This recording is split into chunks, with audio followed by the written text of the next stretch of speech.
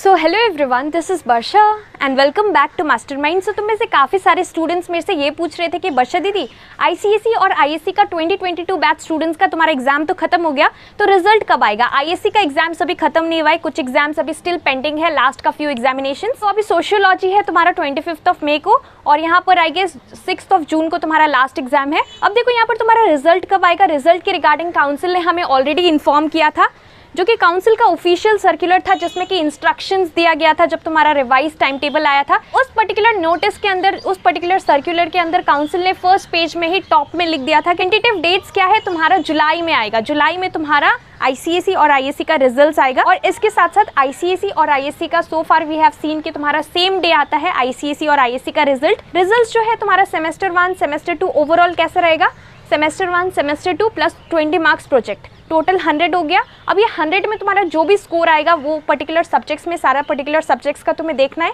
और यहाँ पर तुम्हें जो है एवरेज कर लाइक साइंस का, फिजिक्स, केमिस्ट्री, बायो, ये सारा चीज़ का एवरेज कर तुम्हें यहाँ पर बेस्ट ऑफ 5 लेना है, जिसमें कि इंग्लिश कंपलसरी होगा plus best 4 subjects. So English will be compulsory, और उसके बाद तुम एक सब्जेक्ट छोड़ सकते हो और बाकी सारा सब्जेक्ट्स का तुम्हें मार्क्स कैलकुलेट कर बेस्ट ऑफ 5 निकालना है। और इसके साथ साथ तुम में से काफ़ी सारे स्टूडेंट्स मेरे से ये पूछ रहे थे कि क्या इस बार का चेकिंग जो है लीनियंट होगा या फिर स्ट्रिक्ट चेकिंग होगा।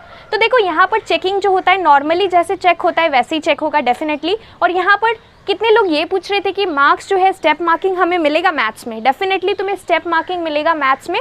अगर तुमने सपोज एक पर्टिकुलर क्वेश्चन है, एक पर्टिकुलर सम है, तुमने पूरा सॉल्व किया, सब कुछ राइट है, और लास्ट में कुछ कैलकुलेशन मिस्टेक की वजह से जो सपोज 5 स्टेप्स है उस पर्टिकुलर क्वेश्चन में, तो जो लास्ट स्टेप तुमने जो शो किया है, लास्ट स्टेप में अगर तुम्हारा कुछ कैलकुलेशन मिस्टेक की वजह से अगर सपोज आंसर रॉन्ग है बट सारा स्टेप्स राइट है, लास्ट वाला calculation part is wrong, then definitely you will get marks for the rest of the steps that you have done. So you will be getting step marking in maths. और बाकी सारे subjects में भी अगर suppose कोई question आया था physics में या फिर कोई क्वेश्चन आया था बायो में, अगर तुमने सेम चीज़ मतलब आंसर नहीं लिखा है लेकिन आंसर से समथिंग रिलेटेड लिखा है, something which is related to the question, तो definitely you will be getting marks. यहाँ पर अगर तुमने कुछ रिलेटेड लिखा है पर आंसर जो है एग्जैक्टली सेम नहीं लिखा है बट समथिंग रिलेटेड लिखा है, समथिंग सेंसिबल लिखा है, so definitely you will be getting marks. Don't worry regarding checking, you will be getting step marking and the checking will be lenient only. इसके साथ साथ रिजल्ट तुम्हारा जुलाई के फर्स्ट वीक में आ सकता है, this is the tentative dates.